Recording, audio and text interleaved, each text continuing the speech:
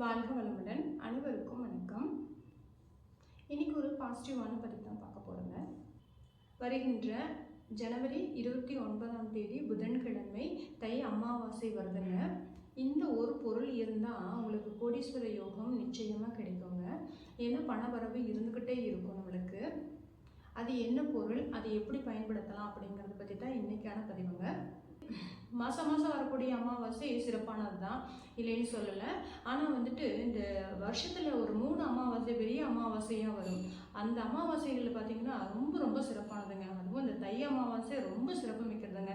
நம்மளுடைய முன்னோர்களுக்கும் பித்ருக்களுக்கும் நம்ம தர்ப்பணம் கொடுத்து அவங்கள வழிபாடு பண்ணக்கூடிய அந்த ஒரு நாள் தான், சிறப்பான ஒரு நாள் தாங்க. அதுவும் முழுமுதற் கடவுளான விநாயகர் பெருமானுக்கு உகந்த கிழமையான பொன் கிடைத்தாலும் புதன் கிடைக்காதுன்னு சொல்லுவாங்க. அப்படிப்பட்ட ஒரு பொன்னான புதன்கிழமை நாளில் தான் நம்மளுக்கு தை அமாவாசை வருதுங்க. குடும்பத்தில் உள்ளவங்க அம்மா அப்பாவாகட்டும் அல்லது உடன்பிறப்புகளாகட்டும் அல்லது தாத்தா பாட்டி ஆகட்டும் யாராவது இறந்திருக்காங்க அப்படின்னா அவங்களுடைய திதி நம்மளுக்கு இறந்த திதி தெரியல அப்படின்னா இந்த வருடத்தில் வரக்கூடிய இந்த 3 பெரிய அமாவாசையை நம்ம கடைபிடிக்கணுங்க. திதி வருடத்தில் வரக்கூடிய இந்த 3 அமாவாசை தினங்களில் ஏதாவது ஒரு அமாவாசை தினத்தை நம்ம முன்னோர்களுக்காக வழிபாடு பண்ணணுங்க. அப்படி பண்ணும்போது நம்மளுடைய வாழ்க்கையில் வரக்கூடிய கஷ்டங்கள் எல்லாமே தீர்க்கிறதுக்கு நம்மளுடைய முன்னோர்கள் சாபம் பித்ருக்கள் சாபம் கூட ஒரு முக்கிய காரணமாக இருக்குங்க.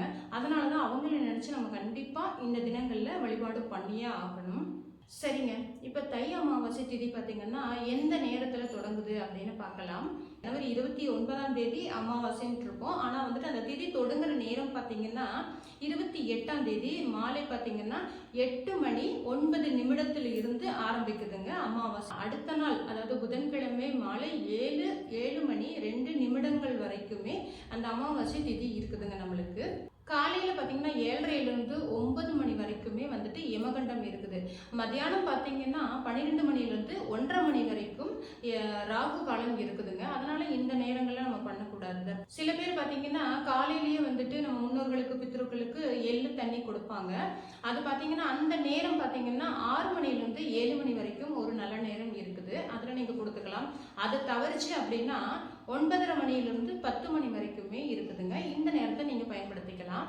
ஒரு சிலர் பார்த்தீங்கன்னா நம்ம முன்னோர்களுக்கு பிடிச்சமான உணவுகள் எல்லாமே சமைச்சு மத்தியானம் போல சாமி கும்பிட்றோம் அப்படின்னா மத்தியானம் 1:30 மணிக்கு மேலே பார்த்தீங்கன்னா முன்னோர்களுக்கு தர்ப்பணம் கொடுத்து நம்ம படையல் போட்டு காக்கைக்கு எல்லாமே கொடுத்துட்டு நம்மளுடைய விரதத்தையும் முடிச்சுக்கலாங்க.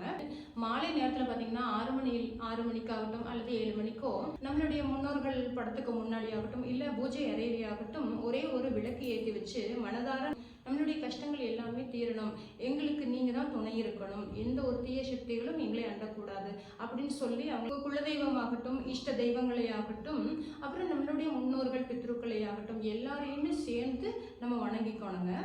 முடிஞ்சா அன்னைக்கு சாயங்காலம் பார்த்தீங்கன்னா ஏதாவது பக்கத்தில் இருக்க கோயிலுக்கு நீங்கள் போயிட்டு வர்றது ரொம்ப சிறப்புங்க. சரி, இப்போ அதே நாளில் ஒரு எளிமையான ஒரு பரிகார முறையை நம்ம பார்க்கலாங்க. பொதுவாகவே இந்த அமாவாசை தினங்களில் பார்த்திங்கன்னா நம்மளுடைய பிரபஞ்சத்துக்கு அதிகப்படியான ஒரு சக்தி இருக்குதுங்க. அதனால் நம்ம செய்யக்கூடிய ஒரு தாந்திரிகங்களாகட்டும் வழிபாடு முறைகளாகட்டும் பரிகாரங்களாகட்டும் எல்லாத்துக்குமே 1000 மடங்கு நிச்சயமாக கைமேல் பலன் கிடைச்சே தீருங்க. இப்போ நம்ம சொல்லக்கூடிய இந்த பரிகாரத்துக்கு பார்த்திங்கன்னா மகாலட்சுமி தாயாருடைய வாசம் 108 பொருட்கள் இருக்குது. அதில் ஒன்றான வாசனை அதிகமாக இருக்கக்கூடிய மராத்தி மூக்கு, இந்த சமையலுக்கு எல்லாமே பயன்படுத்துவோம் மராத்தி மூக்கு, அதுதாங்க நம்ம இன்னைக்கு பயன்படுத்த போகிறோம். எப்படி இந்த ஏலக்காய் ஜாதிக்காய் இந்த வசம்பு இந்த மாதிரி பொருட்களுக்கு எல்லாமே வாசனைகள் அதிகமாக இருக்கோ அதே போல தான் இந்த மராத்தி மூக்குக்கும் அதிகமான வாசனை இருக்குதுங்க. அதனாலேயே மகாலட்சுமி தாயாருடைய கடாட்சம் அதிகமாகவே இருக்குது. இந்த மராத்தி மூக்கு பார்த்திங்கன்னா ஒரு 5 போல் எடுத்துக்கோங்க. 5 அல்லது உங்களோட தேவைக்கு ஏற்ப எடுத்துக்கோங்க. அது இந்த நாட்டு மருந்து கடைகளில் கிடைக்கும். பிரியாணி இலை கூடவே இதுவும் வரும்.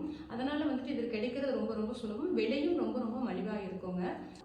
நல்ல தண்ணியில் ஃபஸ்ட்டு கழுவி எடுத்துக்கோங்க. அதை ஒரு தட்டில் வச்சுக்கோங்க. பூஜை அறையில் ஒரு விளக்கேற்றி வச்சுட்டு அதுக்கு முன்னாடி பன்னீர் இருந்துச்சுன்னா கொஞ்சமாக எடுத்துக்கோங்க.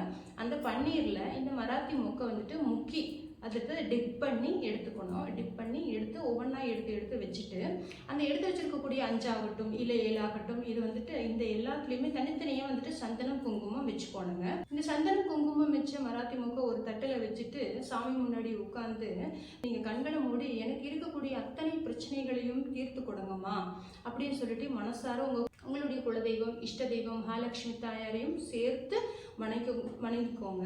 மராத்தி மொக்கு ஒவ்வொன்றா எடுத்து உங்களுக்கு எந்தெந்த இடங்கள்லாம் ராசியான இடம், அதாவது நம்ம வீட்டில் எந்தெந்த இடங்கள்ல பொருள் வச்சா சேரும், உபரி ஆகுது அப்படின்னு இருக்கும் இல்லையா, அந்த இடங்கள்ல ஒவ்வொன்றா கொண்டு போய் இதை வச்சிருங்க. அவ்வளோதாங்க இதோட பரிகார முறை. இது நீங்கள் அதை வைக்கும்போது அதனுடைய வாசம் வீடு முழுக்க பரவுவதால மகாலட்சுமி தாயாருடைய அனுகிரகம் நம்ம மேலே அதிகப்படியாக இருக்குங்க. அதனால நம்ம வீட்டில் செல்வ செழிப்பும் அதிகமாக இருக்குங்க. இதை நீங்கள் 3 மாதத்துக்கு ஒரு தடவை நீங்கள் மாற்றி வைக்கிறதுனாலும் அது இந்த மாதிரி அமாவாசை தினங்களில் பண்ணும்போது அதிகப்படியான ஒரு சிறப்புங்க. எந்த ஒரு தாந்திரீகங்களாகட்டும் இல்லை பரிகார வழிபாடுகளாகட்டும் முழு நம்பிக்கையோட பண்ணணுங்க. முழு நம்பிக்கையோட பண்ணும் பட்சத்தில் அதுக்கு நிச்சயமான ஒரு பலன் கிடைச்சே தீருங்க.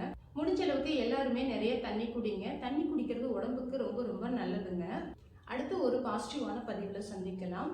நன்றி, வணக்கம்.